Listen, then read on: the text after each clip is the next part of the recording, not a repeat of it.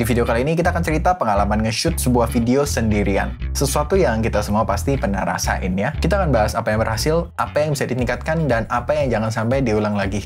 Karena ada kesalahan yang kulakuin yang cukup fatal. Video yang kita mau buat kali ini adalah sebuah musik video dengan konsep live performance. Seperti biasa, semua shoot dimulai dengan sebuah meeting. Lewat meeting inilah aku tahu kita mau syutingnya tanggal berapa, lokasinya indoor, ada 5 orang, dan instrumennya pada apa aja. Konsep video, posisi talent, lighting, segala macamnya itu semua full diserahin ke aku. Menyenangkan ya project gue ini. Tadinya tuh kita mau shoot di sebuah ruangan yang ketutup semua. Ketutup nih dalam artian tuh nggak ada jendela sama sekali ya. Tapi karena kayaknya bakal kesempitan, H-1 akhirnya ruangannya diganti. Jadi ruangannya doang yang ganti, lokasinya tetap sama ya, cuman beda ruangan aja. Nah, di ruangan yang baru ini tuh ruangannya lebih gede, tapi bentuknya kurang lebih sama, tapi jadi ada jendela di dua sisi ini dan ada kaca di sebelah sini. Kok mendadak banget? Karena ini projectnya semuanya serba mendadak. Jarak dari shoot dari awal pertama meeting kayaknya cuma 4-5 hari deh. Jadi memang mepet semuanya, termasuk deadline. Makanya semua kita keep natural aja mostly. Karena di bagian ini ada kaca, jadi kita bakal nge-shoot cuman ke arah yang berlawanan dengan si kaca itu ke arah L si ruangan ini. Posisi talent dan lighting kurang lebih kayak gini rencananya. Dua lampu yang aku siapin itu ada lampu 300 watt dan lampu 150 watt. Seperti biasa, mau jam berapapun mulai syutingnya, kita yang nge-shoot ya mulainya jam 12 malam. Betul gak? Aku mau ngambil lampu 300 watt karena ya aku nggak punya. Sampai ke tempat, ngecek ini itu, ambil barang, pulang, packing, langsung tidur lagi deh. Besoknya berangkat bawa barang-barang ke studio lokasi. Di perjalanan aku berasa video card yang proper kayaknya bakal sangat membantu banget dibandingin kart ala-ala dari troli ini. Setelah berjuang dan sampai di tempat, akhirnya kita mulai setup. Bagian yang biasanya paling ditunggu, gear. Kameranya ini pakai Sony FX30 dengan lensa 1655mm. Di depan lensanya ada 2 filter. Diffusionnya pakai black satin dari Tiffen dan ND-nya pakai variable ND dari Prism Glass. Aku udah agak sangat jarang pakai black promise karena black satin ini lebih sesuai taste aja sih. Kalau ada yang tertarik dengan pembahasan filter ini dengan lebih detail, boleh info di komen ya. Untuk ngerik kameranya, aku udah pernah bahas beberapa kali di sini, nggak ada yang berubah sama sekali karena pada dasarnya aku sangat males ngerik kamera. Aku selalu pengennya sih seringkes mungkin ya. Kalau bisa kameranya dipakai telanjang begitu aja, ya udah dipakainya begitu aja.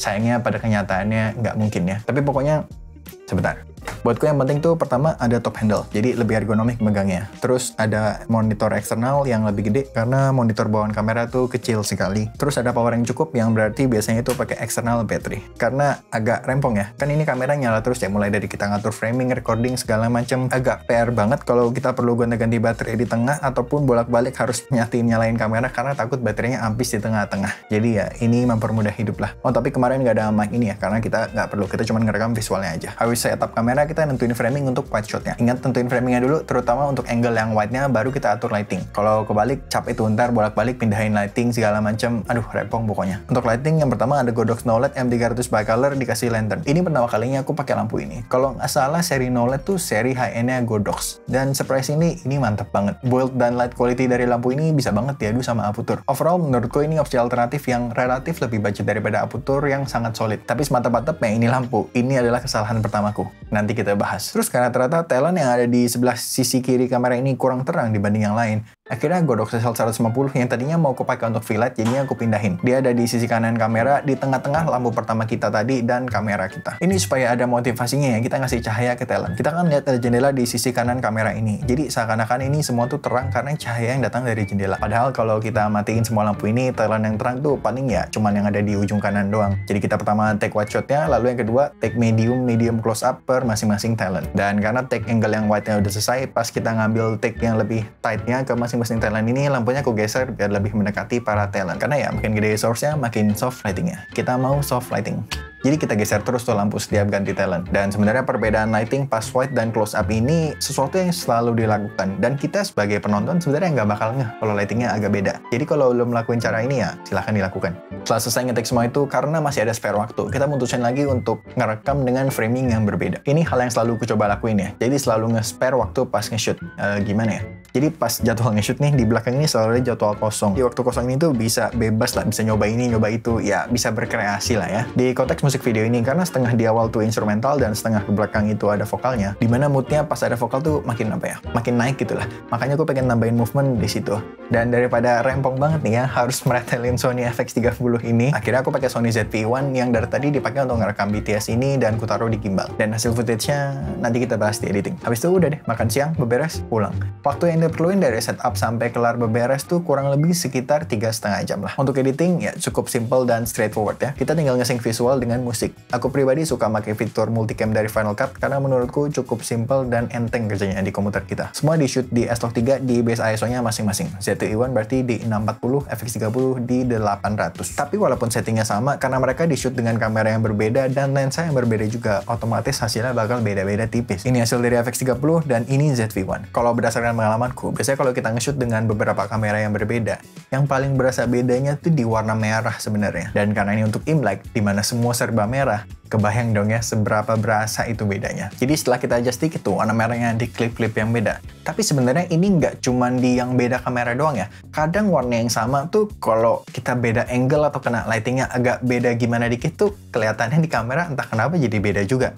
Jadi bahkan dari kamera yang sama, lagi beda angle aja kita perlu adjust juga warnanya. Jadi setelah semuanya di-adjust dikit, akhirnya ya kurang lebih semuanya kelihatan sama lah. Makanya membantu banget kalau memungkinkan tuh kita nge-shoot di low profile. Apalagi pas kita nge-shoot dengan beberapa kamera yang berbeda. Makanya di kamera Sony yang relatif baru, rata-rata udah bisa nge-shoot di 10-bit. Nge-shoot di S-Log 3 tuh bikin aku cukup gampang nyamain footage-nya walaupun mereka semua dari kamera yang beda-beda. Jadi habis ku edit videonya dengan sepenuh hati, jiwa, dan raga, ku kirim lah itu first cut-nya. Lalu responnya?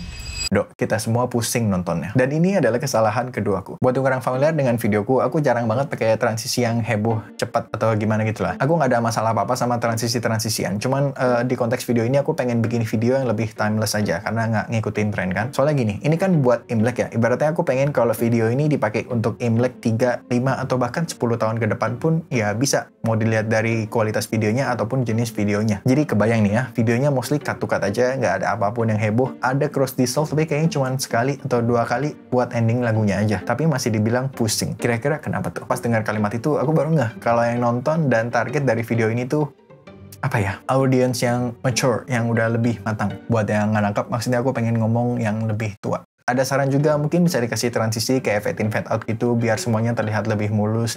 Waduh. Nggak ada yang salah sama fade in fade out, cuman menurutku nggak cocok aja di sini. Apalagi konteksnya ini live performance. Tapi justru di posisi seperti inilah menurutku kita tuh diuji. Ya bukan diuji juga sih, aku jadi kayak sekolahan ya. Tapi ya ini alasan kenapa kita di-hire sebagai profesional. Iya kan? Karena sebenarnya di easy way out-nya ya kita dengerin aja. Kliennya mau apa, kita turutin, kita kerjain, kirim, kita dibayar, selesai. Tapi ya, pada kenyataannya kan nggak begitu. Kalau menurutku ya, kita kan di-hire biasanya tuh karena suatu skill. Di konteks ini ya, kita di-hire untuk bikin video. Berarti kemungkinan besar di sini yang paling ngerti masalah video ya, kita kan. Makanya kita di-hire. Shocking memang. Nggak harus videographer sebenarnya sih. Role yang lebih spesifik kayak DP atau kru pun ya sama. Semua konteksnya begitu. Jadi kalau ketemu hal kayak gini, sebenarnya menurutku yang baik ya, kita cari titik tengahnya. Di mana mereka senang dan menurut kita juga bagus. Jadi semua senang, semua menang. Jadi akhirnya aku dengerin lagunya terus, diresapi itu sampai dari ujung kepala sampai ke ujung kaki, lagunya udah nempel banget rasanya. Akhirnya aku kirim cut berikutnya, jadi di sini setiap footage ditahan lebih lama, yang berarti katanya jadi lebih sedikit, terus pemilihan angle-nya juga yang lebih minim movement kecuali yang ada di bagian akhir. Jadi set yang pertama ini aku jadiin untuk setengah pertama yang instrumental, dan set kedua ini untuk yang udah ada vokalnya. Lalu kembali ke angle awal pas lagunya udah mau habis. Mereka suka, aku suka, semua senang. Habis udah cocok ya udah tinggal finishing touch-nya kayak color correction, color grading, ngasih tulisan segala macem lah. Habis itu kirim, selesai deh. Lalu pelajarannya apa aja? Membahas kesalahan pertamaku. Sampai sini mungkin ada yang bisa nebak, tapi kalau nggak juga nggak apa-apa. Kita kan mau bahas makanya.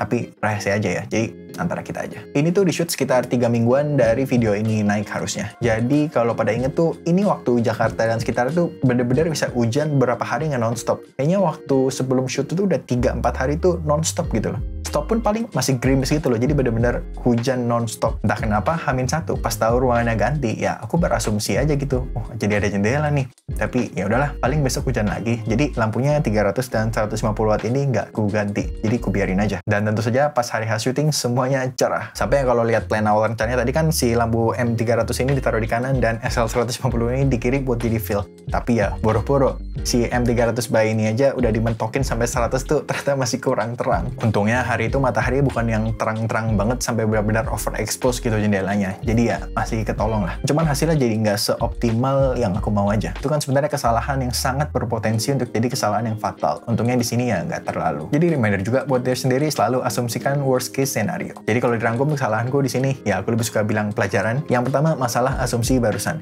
Yang kedua, masalah editing tadi. Kita dikasih kebebasan, yang tentunya sangat menyenangkan. Tapi gimana pun ya, jangan sampai lupa. Kalau ini kan kita bikin video untuk orang lain. Jadi ya jangan bikin video yang kita suka, tapi ya mereka suka dan kita juga suka. Jadi semuanya senang di sini. Ya intinya jangan lupa lah, tujuan video ini dibikin tuh untuk apa dan untuk siapa. Kalau ditanya apa yang bakal aku lakuin beda kalau aku bisa nge-shoot ini ulang lagi. Ada dua hal. Yang pertama, pakai lighting yang lebih powerful untuk jadi kilat. Kayaknya aku bakal sekalian ngambil lampu 600D terus dikasih diffuser yang lebih gede. Ataupun sekalian ngambil yang 1200D jadi bisa di double diffuse ataupun di booklight gitu tanpa kesulitan melawan mataharinya. Kalau nge-shootnya sendiri kayaknya maksimal itu sih yang bakal aku lakuin. Tapi kalau bisa ada extra crew, mungkin aku akan mempertimbangkan lightingnya dikit kayak gini, tapi kita pasangin di filter di kaca. Karena kalau kita perhatiin sebenarnya yang overexpose tuh cuma di kaca sebelah kanan, karena mataharinya dari situ. Yang sebelah sini aman. Jadi sebenarnya kalau kacanya bisa dikasihin di filter, lightingnya dikit gini pun ya kita akan tetap aman. Tapi yang ini kayaknya agak cukup rempong untuk sebuah shoot symbol. Jadi kemungkinan besar aku bakal lakuin yang pertama tadi. Semoga background ini membantu. Link ke video hasil akhir bakal aku taruh di bawah. Kalau ada yang mau nanya, mau ngasih saran, atau kalau mau ngomel, kalau misalnya entah kenapa ada yang aku lakuin dengan salah, silahkan taruh semuanya di komen. Itu aja video kali ini, sampai ketemu di video berikutnya. Bye!